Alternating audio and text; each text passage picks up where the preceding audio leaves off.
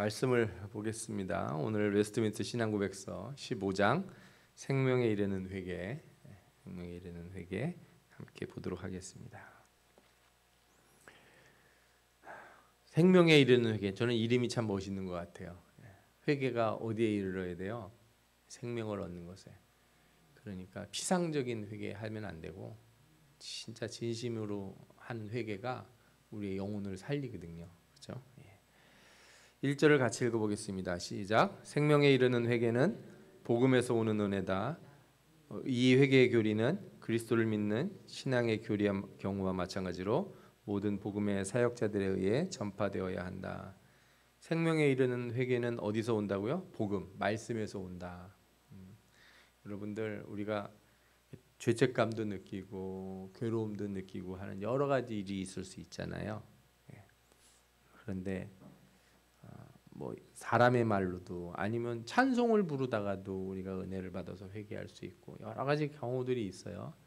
그런데 이 말씀을 통한 회개는 좀 힘이 강해요. 왜냐하면요, 우리의 이성과 의지에 직접적으로 말씀이 들어가기 때문에 그래요.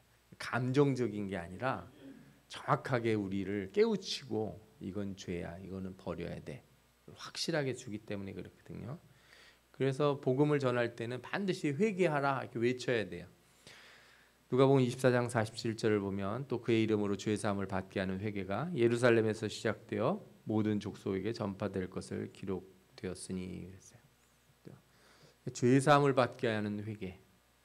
구원은 어디서부터 출발한다 볼 수 있냐면 이 회개에서부터 나온다. 그죠? 하나님의 부르심이 있은 뒤에 성령이 오셔서 우리를 거듭나게 하시고 우리 자신을 보게 하거든요. 그때 우리 입에서 회개가 터지는 겁니다. 그렇죠? 사도행전 11장 18절에도 보면 하나님께서 이방인에게도 생명 얻는 회개를 주셨도다 이렇게 말하잖아요. 회개가 이 생명을 얻는 것, 우리 영혼의 생명에 아주 중요한 이런 일이라는 걸 알 수가 있죠. 2절을 읽겠습니다. 시작. 회개로 말미암아 죄인은 자신의 죄가 위험할 뿐만 아니라 더럽고 추악하여 하나님의 거룩하신 성품과 그의 의로운 율법에 반대되는 것임을 눈으로 보고 깨달음으로 해서 또한 회개하는 자들에게 그리스도 안에서 하나님이 긍휼을 베푸신다는 것을 깨닫게 될 때 자신의 죄를 슬퍼하고 미워하게 되며 그리하여 모든 죄에서 방향을 돌려 하나님께로 향하게 된다. 회개가 일어나는 본질이요, 다른 게 아니에요. 후회하고 회개의 가장 큰 차이가 뭐냐 그러면요, 회개는요 자신의 죄가 너무 더럽고 추악하다는 것을 느끼는 거예요. 후회는 보통 그런 것보다는요, 그때 이렇게 했었으면 좋았을 걸, 내가 그때 그거 하지 말고 이걸 했어야 되는데, 이런 생각이 자꾸 돌아가요. 그런데 회개는요 그게 아니라 너무 미워요, 그 행동이. 그리고 그걸 자신이 보게 되고 그 안에서 그 자신이 잘못된 것만 보는 게 아니라 그 회개하는 자들에게 하나님의 은혜를 베푸시는 것도 깨닫게 돼. 회개의 눈물이 나오는 게 그거예요. 여러분들이 내가 잘못한 것 때문에 울지 마시고 하나님이 나를 회개케 하시고 은혜를 주시는 것에 눈물을 흘리는 그런 은혜가 넘치길 바랍니다. 아멘. 예. 우리 에스겔서 18장 30절 볼까요? 주 여호와의 말씀이니라. 이스라엘 족속아, 내가 너희 각 사람의 행한 대로 심판할지라. 너희는 돌이켜 회개하고 모든 죄에서 떠날지어다. 그리한즉 그것이 너희에게 죄악의 걸림돌이 되지 아니하리라. 그렇죠? 반드시 돌이켜라 이렇게 얘기하죠. 그리고 이렇게 회개를 하면 뭐가 되냐? 말씀에 순종하기로 결심해요. 우리 같이 읽어볼까요? 그리고 그의 모든 계명을 쫓아서 하나님과 동행하기로 작정하고 또한 노력하게 되는 것이다. 회개를 한 사람은 그 다음에 하나님 말씀을 따라 살려고 하는 게 회개예요. 회개를 했는데 후회하고 자신의 의지나 자신이 생각하는 옳다는 거를 앞으로 해야겠다. 그러니까 여러분 이런 거 있잖아요. 내가 이렇게 뚱뚱하게 살면 안 되겠다. 살 빼고 건강하게 살아야지 하고서 진짜 내가 지금부터 열심히 하겠다. 이거는 회개일까요? 아닐까요? 이거는 성경적인 회개는 아니에요. 그런 인간적인 결심을 한 건 대견하긴 한데 그거는 성경적인 회개는 아니에요. 성경적인 회개라는 건 뭐예요? 반드시 회개가 끝난 뒤에 뭘 하는 거예요? 말씀대로 사는 거예요. 그래서 회개가 잘 안 된 상태에서 은혜를 받으면요, 하나님이 다시 얘기하세요. 은혜를 받았다는 게 뭐 이런 거죠. 회개를 안 했는데 죄 사함의 역사가 없었는데 병이 낫거나 사업이 해결되거나 문제가 풀리거나 그러면 하나님이 다시 불러서 얘기해요. 너 더 심한 것이 생기지 않도록 뭐 해라? 죄를 범하지 마라. 회개하라. 얘기해줘요. 예수님이 38년 된 병자 고치시고 그렇게 얘기하잖아요. 예. 그 38년 된 병자가 뭐 다윗의 자손 예수 그리스도시여 나를 불쌍히 여기소서 이러지 않았어요. 주님이 찾아가서 38년이나 묵었으니 얼마나 딱딱한 죄예요, 그죠? 예. 용서해 주시고 깨끗하게 씻어 주시는데 다음에 찾아가셔서 다시 만나서 더 심한 게 생기지 않도록 어떻게 하라고요? 죄를 범하지 말고 돌이키라는 거예요. 말씀대로 살으라는 거죠. 이 열왕기 하 보면은 요시아가 회개를 하는데 어떻게 해요? 그죠? 모세의 모든 율법을 따라 여호와께로 돌이킨다 이렇게 나오잖아요. 그런 왕이 요시아 전에도 없었고 후에도 없었다 이거예요. 말씀대로 사는 것이 회개의 본질이다 이렇게 말씀드릴 수 있어요. 3절을 읽겠습니다. 시작. 회개가 죄에 대한 어떤 속량이 되거나 죄 용서의 어떤 원인이 되는 것으로 믿어서는 안 된다. 죄사함은 그리스도 안에서 하나님이 값없이 베풀어 주시는 은혜의 행위이다. 그렇지만 회개는 모든 죄인들에게 필요 불가결한 것이기 때문에 아무도 회개함 없이는 죄사함을 기대할 수가 없다. 이게 참 놀라운 거예요. 회개는요, 내가 회개를 해서 하나님이 용서해 주시는 게 아니에요. 회개를 하도록 하시는 분이 누구예요? 하나님. 이거를 꼭 잊지 마셔야 돼요. 회개가 나오는 게 은혜예요. 내가 회개를 했기 때문에 하나님이 용서해 주시고 나한테 뭘 보상을 해 주시는 게 아니고 회개한다는 것 자체가 하나님의 은혜예요. 그러니까 하나님은 우리로 회개하게 만드시고 그 회개한 것을 통해서 우리 죄를 또 사해 주세요. 그러니까 하나님은요, 우리를 회개하도록 하시고 구원을 베푸실 때 그 하나님의 구원의 사역에 우리를 포함시켜요. 우리를 제3자적인 관점에서 저기다 놓고 하나님이 이렇게 들어 그런데 그냥 물 칙칙 뿌려가지고 대충 이렇게 씻어주고 끝내는 게 아니고 하나님이 죄 용서하실 때는 어떻게 하시냐면 죄인을 끌어안으세요. 아멘. 그의 구원의 사역 안으로 완전히 데리고 오세요. 그러니까 그 안에서 내가 회개하고 내가 예수를 주라고 고백하고 내가 믿는 것 같고 그렇게 느낌이 와요. 내가. 근데 그게 다 누가 주신 거라고요? 하나님이 주신 거예요. 아멘? 예, 그 하나님이 다 주신 거예요. 내가 회개한 것 같고 내가 믿음에 고백한 것 같고 내가 다시 말씀대로 살려고 결심한 것 같은데 다 하나님이 주신 거고, 그죠? 왜 그렇게 그런 마음을 주시냐? 왜 내가 한 것 같은 느낌이 드냐? 하나님이 그거를요 칭찬해 주세요. 너 회개했구나. 너 돌이켰구나. 그래서 아까 삭개오가 예수님 잘못은 실컷 저질러 놓고서 예수님 자기 집에 왔다고 예수님 앞에 가서 아주 자랑스럽게 뭐라 그래요? 제가 재산을 절반을 사람들 나눠주고 내가 속여서 빼앗아서 4배나 갖겠습니다. 아니 아예 죄를 안 졌으면 그런 일도 없잖아요. 죄 져놓고서 이제 회개했다고 막 그렇게 얘기하니까 예수님이 뭐라 그래요? 당연한 거다 그래요? 아니에요. 이 집이 그죠? 여기 아브라함의 자손이고 하나님의 은혜가 여기 머무르고 그죠? 이 축복의 역사가 일어났다고 칭찬해줘요. 삭개오를. 이게 놀라운 거예요. 그죠? 아니 회개했으면 당연히 그 정도 해야지. 네가 나쁜 짓 해서 그렇게 돈 벌어놓고 그렇게 하는 게 당연한 거 아니야? 예수님이 그렇게 얘기 안 하시고 그거를 잘했다고 한다고요. 그게 참 놀라운 거예요. 그래서 이 세상 사람들이 이해를 못해요. 나쁜 짓 잔뜩 해가지고 이렇게 잘 살다가 하나님 앞에 회개하고서 하나님 제가 진짜 더럽게 살았는데 제가 가진 거 사람들 나눠주고 이제부터 착하게 살겠습니다. 그랬는데 세상 사람들은 다 뭐라고 그러겠어요? 당연한 거 아니야? 너 그렇게 해서 나쁜 짓 해서 버는 돈 가지고 너 이제 뭘 그거 가지고 잘했다는 소리 들으려고 그래. 근데 하나님은 뭐라고 그러신다고요? 잘했다고 칭찬해 주신다고. 은혜를 베푸셔 주세요. 여러분들이 그걸 좀 아셔야 돼요. 에스겔서 36장 31절 32절 읽겠습니다. 시작. 그때 너희가 너희 악한 길과 너희 좋지 못한 행위를 기억하고 너희 모든 죄악과 가증한 일로 말미암아 스스로 밉게 보리라.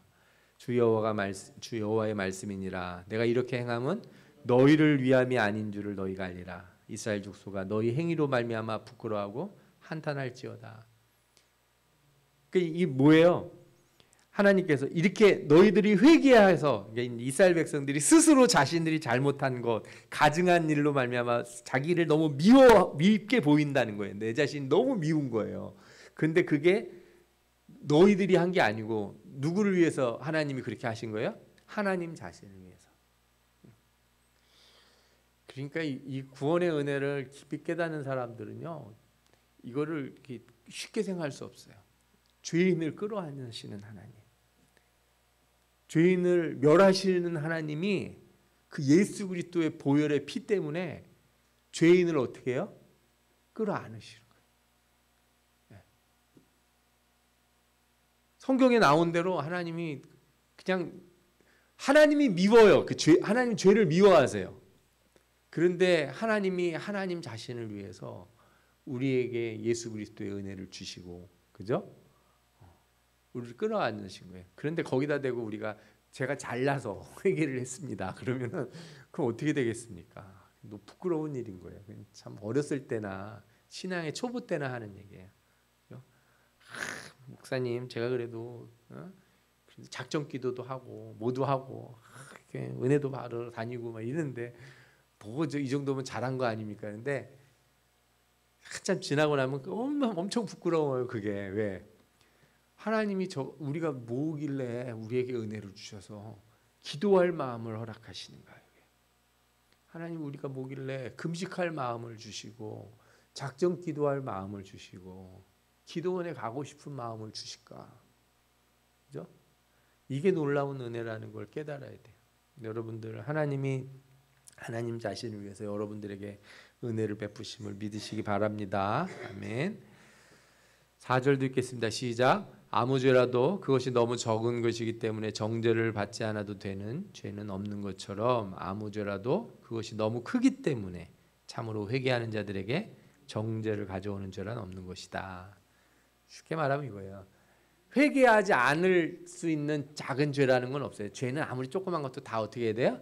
회개해야 되는 거고, 또 아무리 큰 것도 회개하면 하나님이 다 용서해 주신다. 아멘. 예, 그렇죠? 뒤에 가서 좀 자세하게 한 번 더 얘기를 드릴게요. 5절 읽겠습니다. 시작. 사람들은 일반 회개로 만족해서는 안 되고 각자 자기의 죄들을 낱낱이 개별적으로 힘써 회개하는 것이 모든 사람의 의무다. 그렇죠? 회개는 구체적이어야 돼요. 뭉뚱그려서 하나님 그냥 한 주간에 있었던 죄를 몽땅 용서하여 주옵소서. 내 지난 쫙 있는 거 다 용서하여 주옵소서. 어떤 분이 그러시더라고요. 그런 회개는 뭐냐면 커다란 통나무, 그것도 물에 팍 젖어가지고 타지도 않는 통나무를 불에다 넣는 거예요. 그럼 뭐만 나와요? 연기만 시커 나오고 그냥 눈만 매워요. 그죠? 하나도 안 타요. 태우려면 어떻게 해야 돼요? 쪼개야 돼. 근데요, 내가 뭘 잘못했는지를 구체적으로 아는 게 참 어려워요. 성령이 내게 임하셔서 나를 조망해 주지 않으면요, 안 보여요. 내가 뭘 잘못했는지, 내가 뭐가 문제인지가 안 보여. 그리고요, 여러분 은혜 받았다고 성령이 여러분들의 죄를 다 보여주지도 않으세요. 내가 처음 은혜 받았을 때 내 모든 죄가 딱 드러나는 것 같지만 아니에요. 사실은 하나도 아니에요. 그냥 내가 예수님 몰랐다는 거, 내가 참 죄인이구나, 이 정도밖에 안 드러나요. 근데도 그것만 가지고도 뭐 눈물 콧물 흘리고 그냥 발발발 떨면서 우리가 기도하죠. 근데 시간이 한참 지나고 나면 별의별 게 다 떠올라요. 내가 어렸을 때 잘못한 것까지, 내가 아이였을 때까지, 내가 오늘 길 가다가 누구하고 말하면서 내가 실수한 것까지. 그래서 이렇게 신앙이 올라갈수록 뭐가 올라간다고요? 민감성이 올라가는 거예요. 영적인 민감성이. 그게 성령이 주시는 은혜예요. 성령은 처음부터 여러분들에게 죄를 다 이렇게 드러내려고 하지 않으시는 걸 아셔야 돼요. 어떤 분들은 또 목사님이 이렇게 기도해주고 그러는 때 목사님이 내 숨은 죄를 다 알까봐 걱정하는 분들이 있는데, 하나님은 인격적인 하나님이라 절대 개인의 죄를 이렇게 공개하지 않으세요. 잘. 그렇지만 또 어떤 경우가 있냐면 6절 읽겠습니다. 시작. 모든 사람은 하나님께 자기의 죄를 개인적으로 고백해야 하며 그의 죄에 대한 용서를 간구해야 된다. 그렇게 간구할 때 그들의 죄를 버리고 하나님의 긍휼을 잊게 된다. 그렇죠? 이렇게 나왔죠. 제가 이걸 읽어드려야죠. 그러므로 같이 시작. 그러므로 자기의 형제나 또는 그리스도의 교회를 험담한 사람은 사적으로 혹은 공적으로 자신의 죄를 기꺼이 고백하며 통회하고 손상을 입은 사람들에게 자신이 회개한 것을 보여주어야 하는 것이다. 그렇게 되면 그들은 그 사람과 화목하여 하며 사랑으로 그를 영접해 주어야 하는 것이다. 아멘. 그러니까 여러분, 이게 뭐예요? 어떤 죄는요, 공적으로, 공개적으로 드러내야 돼. 내가 회개했다고. 이제 싸웠다고 쳐봐요. 근데 내가 하나님 앞에서 회개했어요. 주여, 정말 내가 그냥 이렇게 못된 소리하고 내가 미워하고, 그래서 절교하자고 그러고 막 그렇게 막 회개했어요. 그리고 그 사람한테는 아무 표시도 안 내. 그리고 나는 하나님 앞에 나는 회개했어. 그래서 나는 자유로워. 막 이러고 살면은 얼마나 얄미워요. 그거는 안 된다 이거예요. 그런 회개는. 그거는 어떻게 해야 되는 거예요? 내가 잘못했다고 드러내야 돼. 그 사람한테 가서. 그리고 화목하고 다시 관계를 개선해야 되는 거예요. 내가 도둑질해서 잘못한 거는 하나님 앞에 회개하고서, 그리고서 입 싹 닫고, 그죠? 내가 감사원금 조금 드리고, 이 정도에서 마무리 지시죠 하나님. 이렇게 하면 안 된다는 거예요. 도둑질했으면 어떻게 돼요? 갚아야죠. 가서 사기를 쳤으면 그렇게 가서 더 갚아야죠. 그건 안 하고 그냥 내가 회개만 하겠다 그러면 안 된다고요. 그게 바로 이게 내성적인, 그 서구 내성적인 기독교 신앙이라고 그렇게 불러요. 이런 거를 자기만. 그래가지고 안 보이는 데서는 자기 등허리에 막 채찍질을 하면서 난 죄인입니다. 그리고 바깥에 나가서는요, 아닌 척하고 사는 거죠. 이 사람은 혼자 은혜는 받아요. 혼자. 나는 죄인이라는 거 아니까. 근데 그렇게 살면 안 된다는 거예요. 어떤 죄는 공개해야 되고, 어떤 죄는 또 그렇게 할 필요가 없는 게 있어요. 그건 하나님과 나 사이에서 내가 회개해야 되는 게 있는 거예요. 알았죠? 예. 그래서 여러분들이 이런 것들을 좀 구별해서 아시면 좋겠어요. 좀 자세한 내용들을 좀 살펴볼게요. 참된 회개에 대해서 제가 몇 가지 추가적인 말씀을 드리려고 하고 있어요. 먼저 죄의 속성과 회개를 아셔야 되는데, 죄는 자기를 숨기려고 해요. 아까 말씀드린 것처럼 성령이 오셔서 우리 죄를 이렇게 다 드러내지 않으시는 여러 가지 이유가 있는데, 그 중에 하나는 여러분들이 죄를요, 마음속 깊은 곳에 숨겨놓는 경우가 있어서 그래요. 자기도 몰라요. 내가 지은 죄인데 자기도 기억이 안 나. 완전히 내 내면 아주 깊숙한 데 들어있는 경우도 있어요.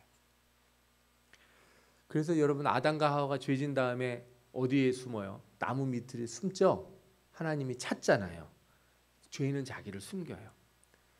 근데 신앙생활은 빛으로 나가는 거예요. 하나님 앞에서 꺼리낌이 없는 거예요. 자기를 드러내는 거라고요. 죄는 자신이 드러날 때 어떻게 돼요? 부끄러워해요. 죄가 드러날 때 민망해 한다고요.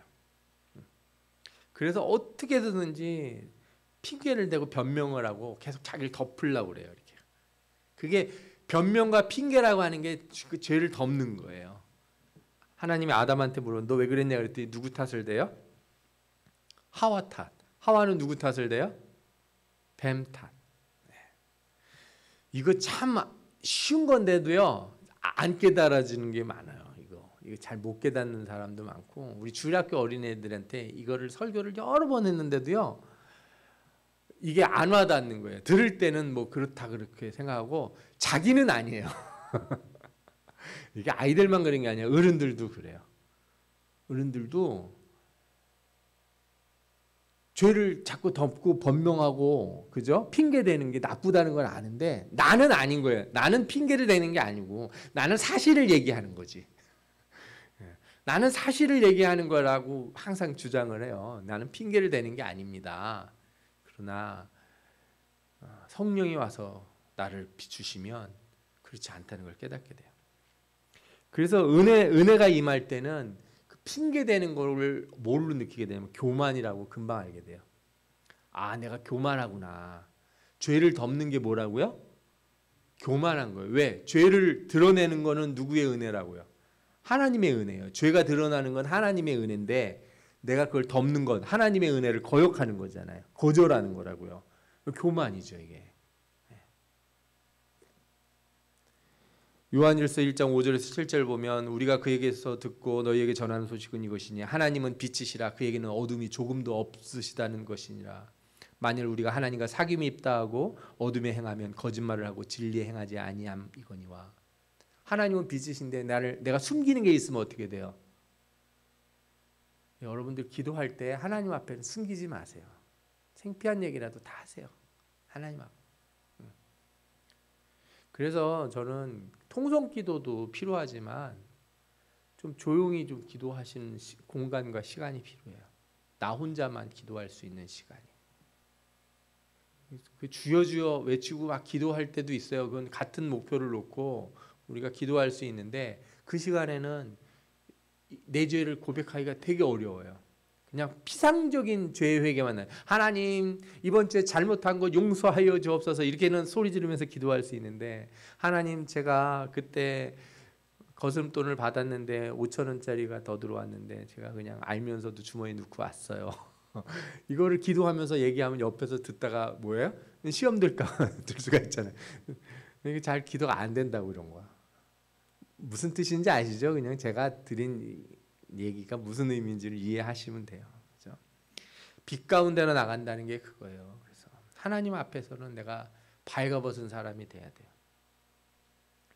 죄 없는 사람이 아담이 죄 없을 때는 발가벗고도 부끄러워하지 않았잖아요. 그 말이 그런 거예요. 영적으로 하나님 앞에 발가벗은 사람이 되면 부끄러워할 게 없거든요. 그가 빛 가운데 계신 것 같이 우리도 빛 가운데 행하면 우리가 서로 사귐이 있고 그 아들 예수의 피가 우리를 모든 죄에서 깨끗게 하실 것이요 그랬어요.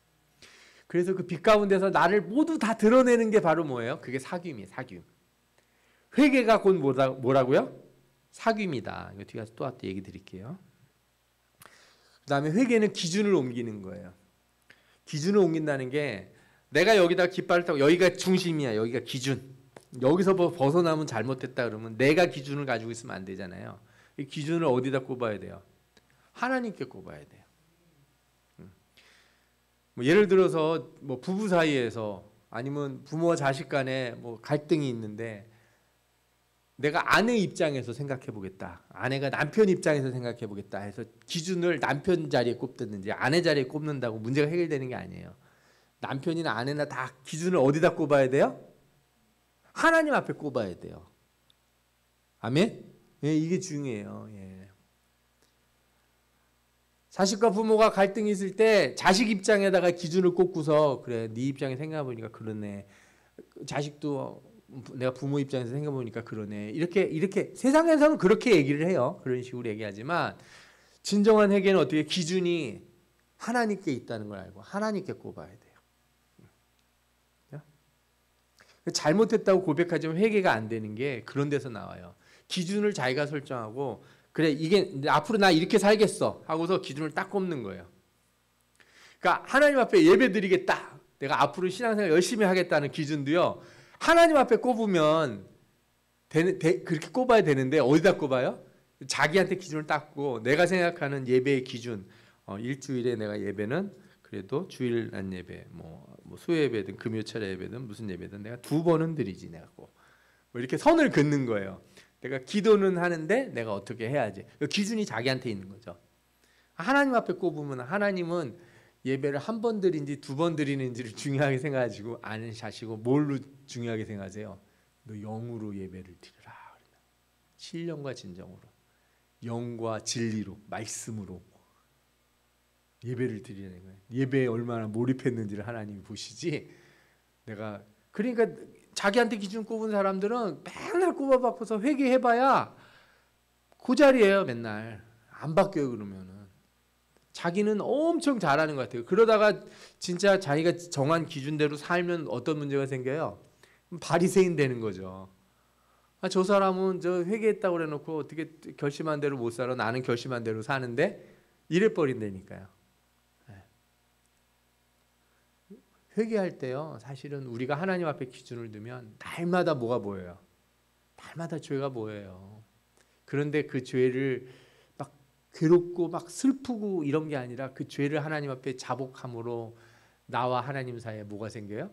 사귐이 있다는 걸 알고 그 회개가 깊은 거예요. 그 기도하는 시간이, 하나님 내가 잘못했는데 다음번엔 안 할 수 있도록 힘을 주시고, 제가 요게 약점입니다. 하나님 잘 아시지 않습니까? 좀 요걸 이렇게 좀 도와주시고, 이거 이렇게 해주시면 얼마나 좋을까요? 그렇게 매일 고백하면서 하는 거예요. 가볍게, 죄를 가볍게 여기지도 않지만 회개하는 그 순간에 하나님이 주시는 은혜, 내가 이렇게 연약한데도 나를 날마다 도우시는 하나님, 감사하는 거죠. 이 다윗이 죄를 범했을 때 나단 선지자가 와서 얘기하잖아요. 그때 뭐라고 그래요? 하나님께서 내가 너를 사울의 손에서 구원하고 내 주인의 집을 내게 주고 내 주인의 아내들을 내 품에 두고 이스라엘과 유다 족속을 내게 맡겼느니라. 만일 그것이 부족하였을 것 같으면 내가 내게 이것저것을 더 주었으리라. 그런데 네가 어찌하여 하나님 여호와의 말씀을 업신여기고 나보기 악을 행하였냐 그랬는데, 이게 무슨 뜻이에요? 다윗이 우리아의 아내를 뺏는 거를 그렇게 이상하다고 생각하는, 왕인데 내가 뭐 이 정도는 하는 거죠. 기준이 어디 있는 거예요? 자기한테 있는 거예요. 왕은 그럴 수 있으니까, 어느 나라 왕이든 그렇게 하니까 막 뺏기도 하고 자기를 위해서 병사가 죽는 일 뭐 그럴 수 있는 거지. 그렇게 얘기한다는 거예요. 하나님이 뭐라는 거예요? 왜 네 멋대로 네 기준을 거기다 뒀냐 이거야. 하나님 앞에 기준을 세워야지.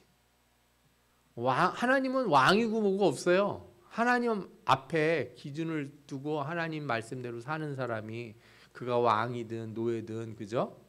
신하든 하나님이 존귀 여기시는 거죠. 이 다윗의 가장 큰 실수가 그래요. 그래서 다윗이 팍 엎드러지잖아요. 다윗이 잘못했다고 고백한 내용이 뭐예요? 제가 할 수 있는 거라고 생각했습니다. 이거예요. 나는 그래도 되는 줄 알았습니다. 왕이니까. 아니라 이거예요. 말이 길어지니까 나중에 또 설교를 한번 할게요. 아까 말씀드린 것처럼 단 한 번의 회개와 매일의 회개가 있는데, 단 한 번의 회개는 뭐예요? 구원에 이르는 회개. 이거는 두 번 할 필요 없어요. 하나님이 날 구원해 주십시오. 나 천국 데려가 가시는 거죠. 이거는 여러분 회개하실 필요가 없어요. 하나님이 해주시겠다고 나를 불러주셨을 때 이미 끝난 거예요. 이거는. 그죠? 그러니까 자꾸 예수님 십자가에 달린 거 생각하면서 날 위해 죽어주셨는데 나를 구원해 주옵소서 그러지 마시고, 예수님 십자가에 달려 죽으신 걸 뻔히 아는 사람이 왜 발을 안 씻냐 이거예요. 맨날 잘못한 걸 회개하라 이거죠. 그죠? 대속의 구원의 회개는 성령이 임하실 때 우리에게 한번 온다면, 매일 죄를 씻는 회개는 구원받은 자로서 성령이 우리로 하여금 하나님 앞에 나아가는 그 사귐의 기쁨을 주시는 거예요. 회개하기를 두려워하지 마세요. 제발 몰아놨다가 회개하지 않기.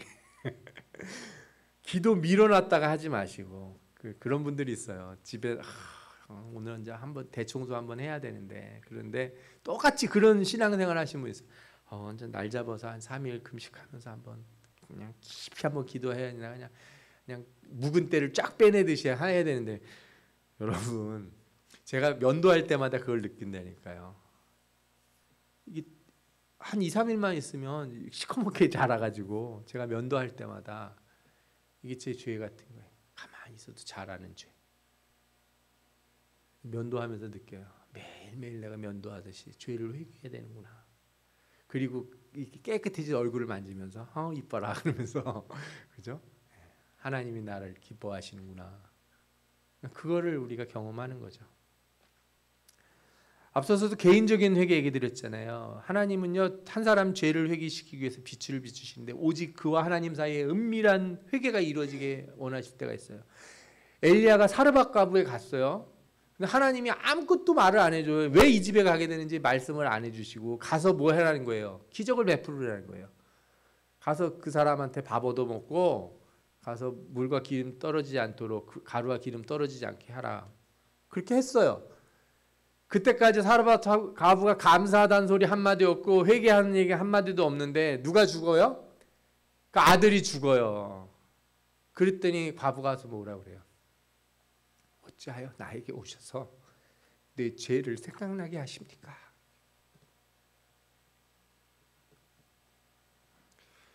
어쩌다가 그 마을에 거기가 이제 이 우상의 본고장이거든요. 하나님이 왜 우상의 본고장으로 보내가지고 거기서 그 여자를 그 과부를 먹이게 하시겠어요?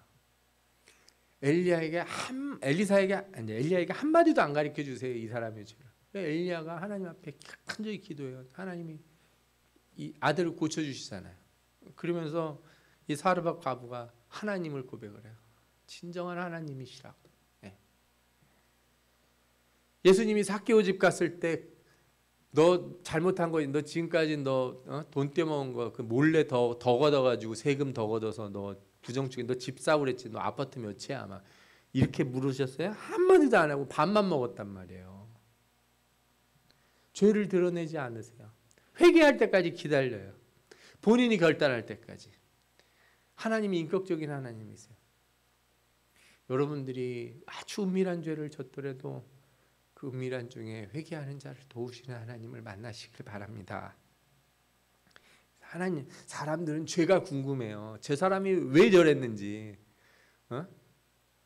목사님, 그 사람 그렇게 막 울고 회개하고 막 엎어져서 울던데 왜 그런 거예요?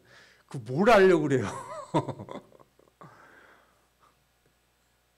어떤 분이 기도 시간에 그렇게 눈물을 흘리면 무슨 큰 대단한 죄라도 지었나 보다, 나라라도 팔아먹었나, 그런 생각 하실 필요가 없어요.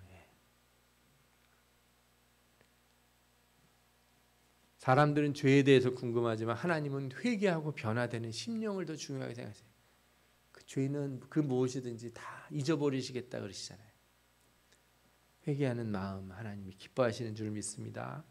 그러면서도 공적으로 회개를 해야 된다. 아까 말씀드렸죠. 공개적인 회개를 할 때 사람의 결단이 이루어져요.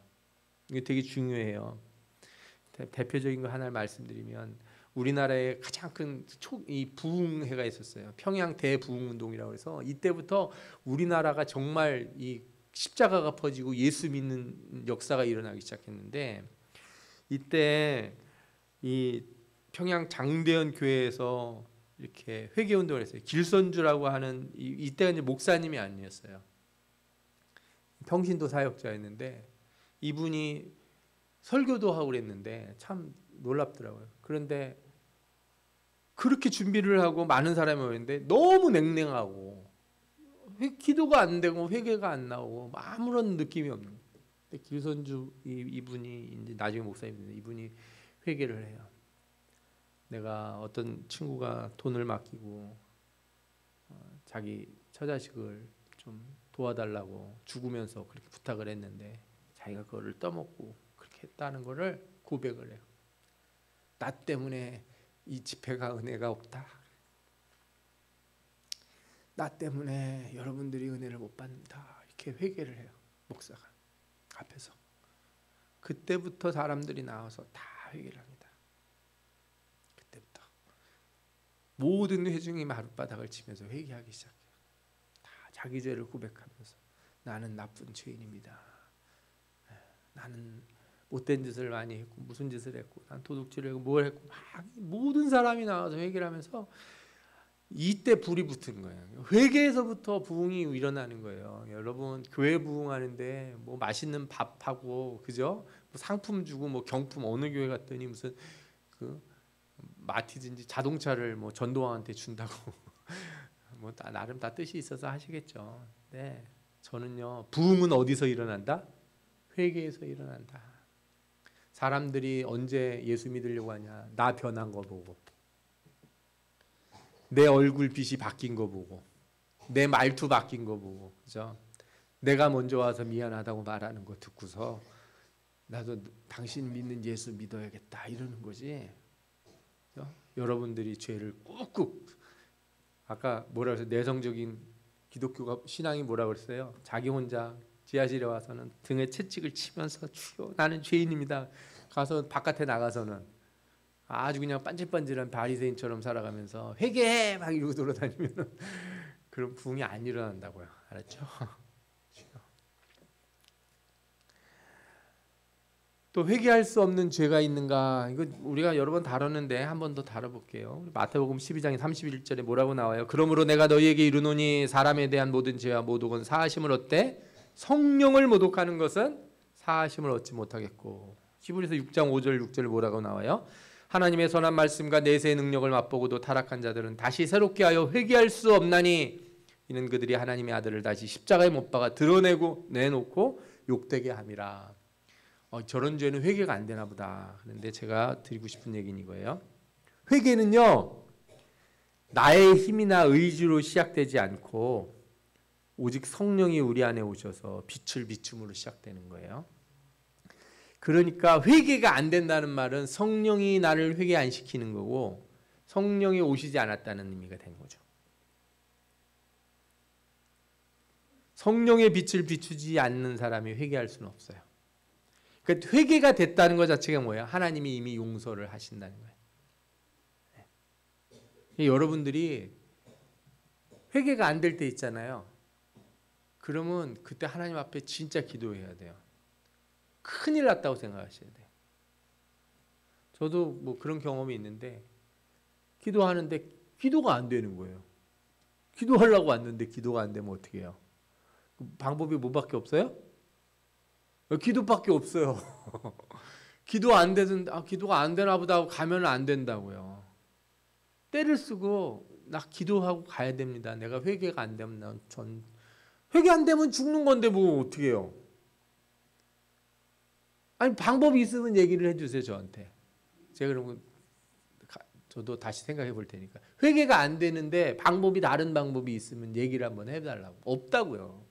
회개가 안 되는데 방법은 없어서 회개할 수 있도록 하나님 앞에 회개해야죠. 하나님, 나는 회개가 필요합니다.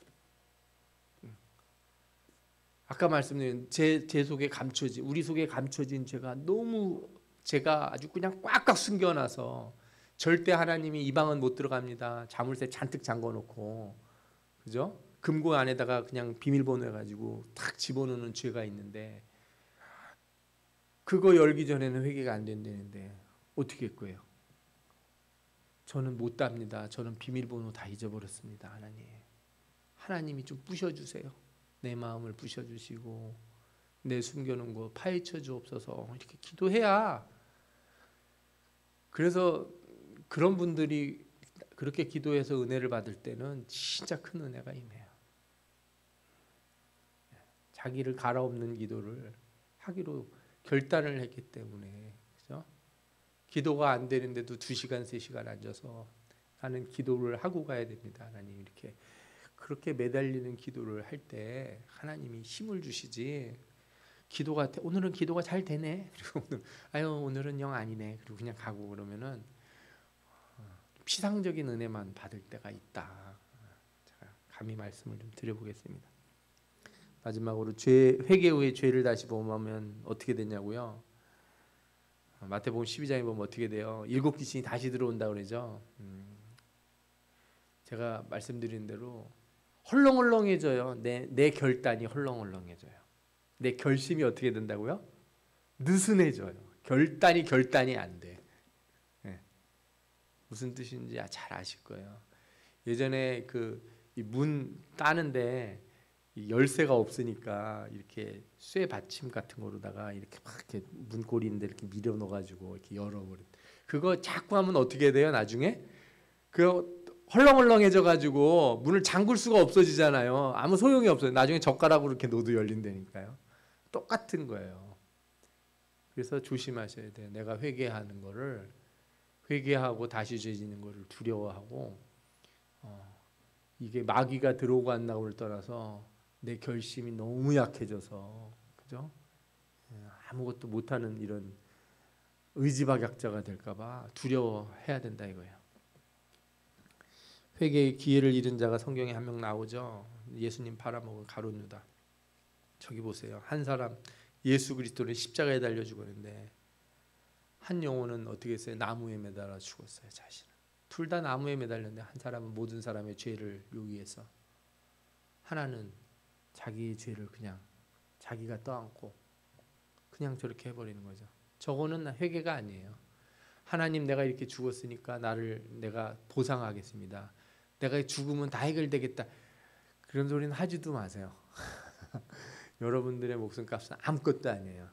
예수 그리스도의 보혈이 아니면 아무것도 아니에요. 우리는 예수 그리스도의 보혈만이 전 세계 역사에 있던 모든 사람들을 용서해 주시고도 남을 은혜, 전 우주를 용서하실 수 있는 은혜이고, 나는 아무것도 아니라고. 나는 내가 죽어도 내 죄를 씻을 수가 없단 말이에요. 반대로 베드로는 어떻게 했어요? 저 예수님 잡혀가는데 고개 돌리고 저러고 있다가 나중에 십자가를 거꾸로 지고 죽기까지 다시 주님의 길을 따랐지 않습니까? 진정한 회개가 이루어진 사람이죠. 예수님 십자가에 달리는 때 둘 다 배신자였어요. 둘 다 배반하고 둘 다 배신자였는데, 진정한 회개가 일어나면 하나님의 귀한 일꾼으로, 사도로서 사명을 다할 수 있는 거고, 하나는 자기 그냥 그죠? 감정에 못 이겨서 그렇게 인생을 허무하게 끝내버리게 된다 이거예요. 여러분, 회개할 수 있는 은혜 너무너무 중요해요. 결단하는 믿음 여러분들이 있기를 바랍니다. 저는 신앙 문제 중에서 제일 큰 문제가 뭐라고 생각하냐면 회개가 안 되는 거. 다른 거는 여러분들 시험 당하는 거 걱정하지 마세요. 어려운 일 오는 거 걱정하지 마세요. 진짜 문제가 뭔지 아세요?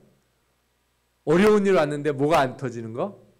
회개가 안 되는 거, 기도가 안 나오는 거. 이게 제일 문제다. 네?